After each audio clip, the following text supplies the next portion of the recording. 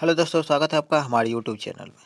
आज के वीडियो में हम लोग बात करने वाले हैं हिस्ट्री के एक इम्पॉर्टेंट टॉपिक, इसका जो है जैन साहित्य। ठीक है, जैन साहित्य को कंप्लीट वर्णन हम लोग इस वीडियो में देखने वाले हैं।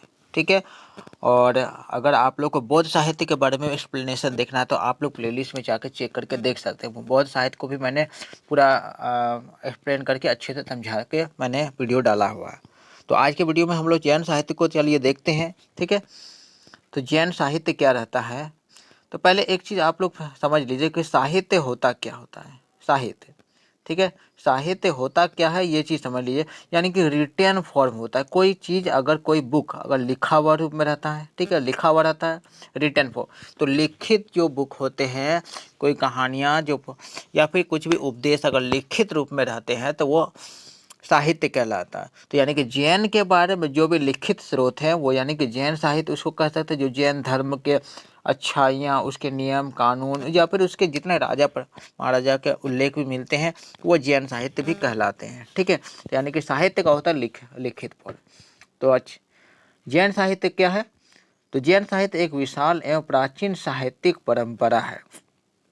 यानी कि जैन साहित्य का इतिहास भी काफ़ी स्वर्णिम रहा है। ठीक है, जो प्रारंभ में मौखिक रूप से प्रसारित होती थी, सबसे पुरानी जीवित सामग्री भी जैन आगम में निहित है। क्या रहा है कि पहले के समय में क्या होता था, जब लिखा नहीं जाता था तब जैन साहित्य का प्रसार जो होता था मौखिक रूप से होता था। यानी बोल के प्रसार कर लोगों को बोल के नियमों के बारे में बताया जाता था। तो सबसे पुराना जीवित सामग्री विहित जैन आगम में निहित है, जो कि अर्धमागधी प्राकृत है। एक प्राकृत भाषा में लिखी गई। देखिए, सबसे प्राचीन जो माना जाता है जैन साहित्य के रूप में, तो वो क्या है? आगम है। ठीक है, आगम में आगम जो साहित्य उसमें जैन के बारे में बहुत अच्छे से उल्लेख भी मिलता है और ये का सबसे प्राचीन भी माना गया। ठीक है, बाद के जैन मठवाद द्वारा इस विहित ग्रंथों पर विभिन्न टिप्पणियाँ लिखी गई। यानी आगम के बारे में अलग अलग टिप्पणियाँ लिखेगी, अच्छाइयाँ हैं बुराइयाँ, उसके बारे में बाद के लेखकों ने बताया है। ठीक है, बाद में संस्कृत और महाराष्ट्री प्राकृत जैसे अन्य भाषा में भी रचनाएं लिखी गई। संस्कृत के अलावा बाद में संस्कृत और महाराष्ट्री जो प्राकृत है उसमें भी जैन साहित्य का और वर्णन या फिर जैन साहित्य के बारे में और सारा लिखा गया है। तो जैन साहित्य के बारे में अगर प्रमुख जानकारी अगर मिलता है तो वो दिगंबर श्वेतांबर आदि से मिलता है। क्योंकि आपको ये चीज़ मालूम है कि श्वेतांबर, देखिए श्वेतांबर का क्या अर्थ होता है? श्वेत यानी कि सफ़ेद कपड़ा पहनने वाले। वे जैन लोग होते हैं वे जैन जो सफ़ेद कपड़ा पहनते हैं वे श्वेतांबर कहलाते हैं। यानी कि वे दिगंबर जो होते हैं वे जैन लोग जो कपड़े नहीं पहनते हैं, यानी कि वे नंगे रहते हैं। ठीक है, तो वे दिगंबर कहलाते हैं। यानी कि जैन साहित्य जैन में दो भागों में बांटा गया था जैन धर्म को, दिगंबर और श्वेतांबर में। तो श्वेतांबर में क्या है?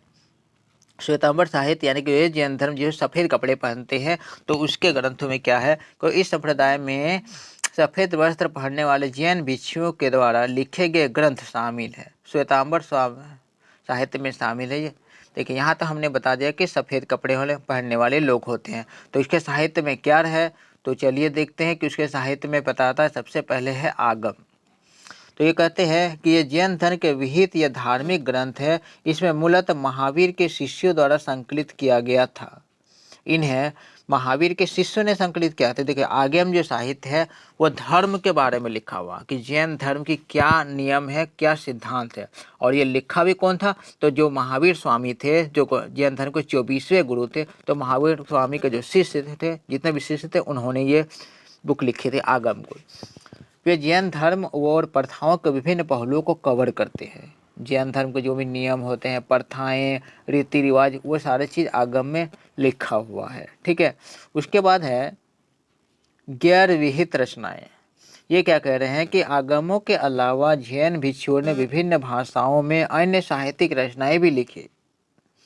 तो जैन के जितने भी भिक्षु रहते थे तो अलग अलग भाषाओं में उसने साहित्य की रचनाएं लिखी। इसमें प्राकृत भाषा भी थे, अर्ध मागधी भी है, तमिल, संस्कृत, सेनी, गुजराती और मराठी। यानी कि ये सब भाषाओं में भी जैन के साहित्य रचनाएं की गई थी संस्कृत के अलावा। ठीक है, उसके बाद आ गया दिगंबर साहित्य। तो दिगंबर साहित्य में क्या कह रहा है कि मैं पहले ही बता चुका हूँ कि दिगंबर साहित्य जो लोग जो जैन धर्म मानने वाले रहते हैं वे कपड़े नहीं पहनते थे।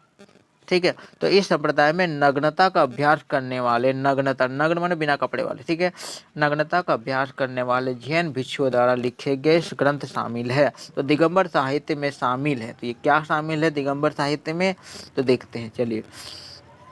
पहला कह रहा है सिद्धांत।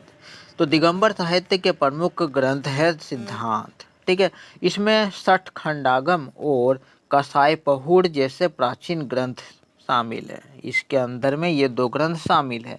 ये ग्रंथ कर्म सिद्धांत, आत्मा की प्रकृति और संस्कार, सांसारिक चीज़ों के प्रति जुनून और लगाव जैसे विषय पर प्रकाश डालते हैं। यानी कि इसमें क्या लिखा हुआ है कि जो कर्म, लोग कैसे कर्म करते हैं, उसका क्या फल मिलता है या नहीं मिलता है, या कैसे लोगों को कर्म करना चाहिए, उसके बारे में उल्लेख मिलेगा। और आत्मा की प्रकृति, हर मनुष्य के अंदर आत्मा होते हैं, तो आत्मा का शुद्धता पर बल देना चाहिए, या आत्मा क्या चीज़ होता है उसका भी उल्लेख मिलेगा। और सांसारिक चीज़ों पर, आज के समय के लोग क्या होते हैं, सांसारिक चीज़ों में मोह माया में फंसे हुए, तो वो सब मोह माया के बारे में भी इसमें लिखित है। उसके बाद है अनुयोग। ठीक है, ये ग्रंथ दूसरी और 11वीं शताब्दी ईस्वी के बीच लिखे गए थे। दूसरी और 11वीं शताब्दी ईस्वी के बीच में लिखे गए थे ये ग्रंथ अनुयोग, और ज्ञान और शिक्षा के विभिन्न क्षेत्रों को कवर करते हैं। यानी कि ये जो लोगों को क्या ज्ञान देना चाहिए, क्या शिक्षा देना चाहिए, उनके विभिन्न क्षेत्रों के बारे में इसमें कवर किया गया, लिखा हुआ है। इसमें धार्मिक कहानियाँ, आचार संहिता, गणित और दर्शन शामिल है। यानी कि ये जो अनुयोग है इसमें धर्म की कहानियाँ लिखे हुए हैं, धार्मिक जो भी नियम मानने हैं वो कहानियों के माध्यम से लोगों को बताए गए हैं। और इसमें गणित के बारे में भी बताया गया और दर्शन के बारे में भी।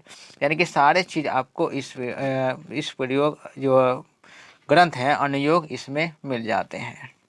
तो हम लोगों ने पूरी तरह से कवर कर लिया कि जैन साहित्य को, जैन साहित्य क्या है और जैन साहित्य के प्रकार, अलग अलग प्रकार में क्या उल्लेख मिलता है हमें, वो सारा हमने पूरे अच्छे से समझ लिया इस वीडियो में। ठीक है, मिलते हैं तब नेक्स्ट वीडियो में।